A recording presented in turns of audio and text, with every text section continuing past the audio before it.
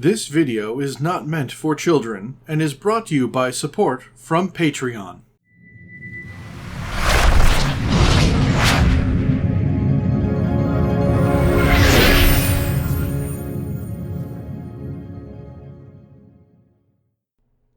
Hello, and welcome back. I am Maester Aelix, and this is Stellaris Empires. And we are right back where we left off here on the Empire creation screen. Now, before I go into this next empire, I'd like to remind everyone to please hit that thumbs up button, maybe watch a few more of these, and of course subscribe. It's a little click for you, but a really big deal for me, and I greatly appreciate everyone who does. So now let's get going. Alright, today we have the synthetic fertility origin, and this was made in collaboration with one of the people on my Discord server named Nova.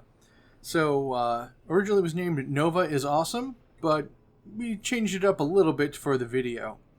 So, let's get going. So, we went with the lithoid appearance, and we liked this big bismuth rocky thing. Seems to fit with the angularness of the room, and Nova really liked it. So, I wanted a lithoid, they picked this one, and this is how this collaboration came to be. Species names, we are the Novans, or the Novanians, or the adjective Novane. Gender female, because that's what we wanted. Name list is Lithoid 4. Nova really liked the leader names, ship names, fleet names, everything, so Lithoid 4 it is. And it was a relatively short process. Alright, now let's get into these traits. Traits are where things really start getting interesting. Obviously, we're Lithoids, which our pop growth speed is automatically down, our assembly speed is down, but our habitability actually goes up, and our army health goes up, which is really nice. And we don't need to do food, we just do minerals, which is, you know, one less thing we got to worry about. And then from our origin, we have pathogenic genes. A novel genetic disease prevents this species from producing offspring. It has resisted all knowns of gene therapy methods. Pop decline speed plus 100%. We cannot colonize planets or be resettled, cannot reproduce naturally. That's not great. So we're going to have to think on this one, and think really hard. So we're going to become natural engineers and be intelligent. Again, this is just going to be a science all the way kind of thing. Science forward! And a lot of traits for about, you know, empire size and all that, not terribly relevant. But as we bravely go forward into the realms of science, we shall talk about our homeworld. Our homeworld name is Bruv, and the star name is Bravas. Just random starting solar system, doesn't really matter for this one. We went with a continental world because we liked how the room looked with the open water and the big crystal things. It was lovely. We also went, speaking of the big crystal things, we went with Lithoid City and room number 20. I've wanted to use room 20 for a while now. It feels very lithoid to me, being stone, and you got these kind of squiggly crags in the back. And it seems to just really fit with the body type we picked. Alright, so our origin, synthetic fertility. The only thing we can do is a synthetic ascension, which is fine. Once a thriving society, a novel genetic disease has left this species unable to reproduce. Running out of options and facing extinction, they place their hopes in digital salvation. We have 9 additional starting pops. We have the pathogenic genes, which we already covered. Our homeworld is size 20. It has 2 abandoned city blockers. It has an identity repository, which produces a lot of science. This repository holds 3 identities. Each identity boosts the repository's output and upkeep, divided among all identity repositories on our planet. You're probably going to want to build many more of these. We have an abandoned gene clinic, which cannot be demolished, replaced, or repaired. And our situation is rapid identity preservation. Rewards technologies that unlock synthetic ascension. Long story short, we're going to want to go to the AI bend of mechanical ascension. However, you don't have to, but it is geared towards that. Additional starting technologies, AI technologies, administrative AI, self-evolving logic, and positronic AI. which again, great, awesome science stuff. We have artificial workforces, more great, awesome science stuff. Unfortunately, our population is in decline, but we can work with that. Alright, our governing ethics. Fanatic materialist, because we want that research speed. And the robot upkeep is nice too. And we went with egalitarian for specialist pop resource output plus 5%, since the science types are specialists. We went with oligarchic, because the counselor skills plus 2 will help overall in the long term. Like the last big science rocks that wanted to become robots, we are a technocracy, which increases our research alternatives, and our research upkeep can go down by 2% if we have that council position. And politicians become scientists. Scientists start with the expertise trait, and expertise trait has additional effects. All very good. And then we also put in vaults of knowledge. Can be built. We can build the unique vaults of knowledge, which produces unity and increases leader experience gain. Yes, please. Effective counselor skills are +1. Leader starting skills are +1. Love it, love it. And we could also have the keep of the vaults, which increases leader or decreases leader upkeep and decreases leader cost by a little bit.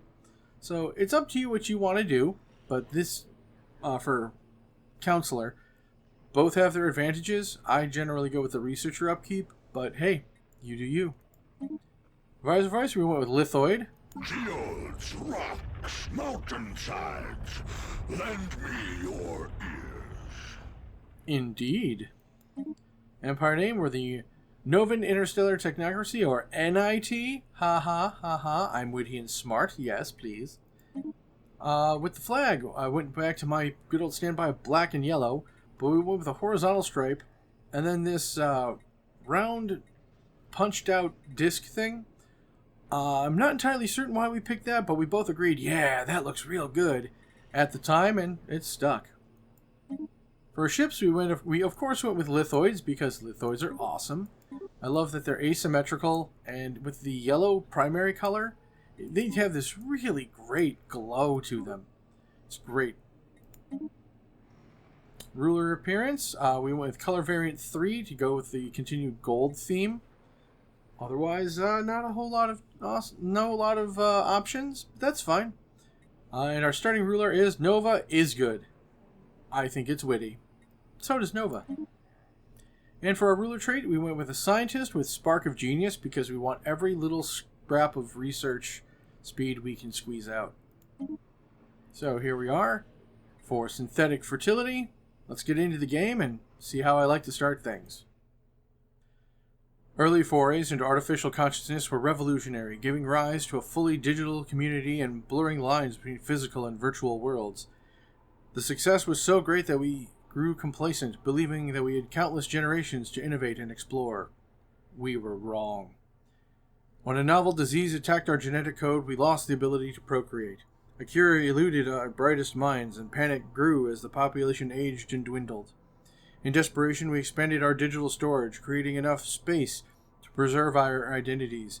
But is this truly existence we desire? Our focus now shifts to developing synthetic bodies and positronic brains sophisticated enough for us to remain in the physical world. Begin.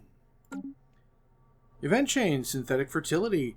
Lacking the medical solution, the best chance for survival lies in digitizing our population within the identity repository. However, this is a stopgap solution, and a plan is already in place to develop synthetic bodies and positronic brains of sufficient complexity. We estimate that we have enough time to complete the research in a focused effort. Using cutting-edge AI, the best experts have already drawn up the blueprints for robotic bodies, the first step in our synthetic salvation. Alright, so first thing we want to do is go over here to Rapid Identity Preservation, and we want to go just whole hog on this. Let's see. Economy first. Extra funding, research, focus. So, yeah, our monthly energy credits are going to be down, but we can always make more credits. We can sell stuff. Research focus needs to be high. Let's get into our research. This research can be basically whatever the game wants us to be. This research similarly, but engineering, that's where things have to get interesting. They've already gave us a little bit of start on the artificial workforce, and it's not too much higher than other starting things, so we're going to want to focus on that. Alrighty, now we've got enough unity to get our first traditions, and to no surprise to anyone who knows me, I'm going discovery. We need the super science, and the super science is how we get it. Okay, so with the completed of the research into robotic workers, we're going to move the event chain forward. I really don't want to spoil this event chain for you, but just keep aware that this is how it triggers. And now I've grabbed technological ascendancy and I'm ready to go on to the next tradition. At this point, I would actually hold off on spending your unity. Okay, now I have hiding the events themselves. As you see, now we're getting as our second set of traditions, synthetics, which is amazing. And after that, we'll just keep going with whatever you feel is right. But the whole point of this is to rush synthetics, and it does a great job of that. The trick is to get your research going, and then hold off on doing your traditions, because then you'll have what you need to get it done quickly. Anyway, now that you see how it's done, just follow your technology, read carefully, enjoy the story. You should get this done really quick. They do want you to rush synthetics, and that's the whole point. Well, now with that being said, here's where I'm going to say thank you all for joining me. I really hope you're enjoying this series as much as I'm enjoying making it for all of you. If you do, you know what to do, and that's to like, comment, and of course watch 7 or 8 more of these videos to really show the algorithm that you like what you see. And of course subscribe. It's a little click for you, but a really big deal for me, and I greatly appreciate everyone who does. And for people who get extra appreciation are the ones whose names I'm about to say now. And I'd like to give a special shout out to all my patrons who help make these videos possible. Aaron Smith, Brian Pelfrey, Chris Armstrong, Dennis Detman, Harry Thompson, and Mark Milius. Thank you all so much for your contributions. I wouldn't have this channel without you. Thank you very much.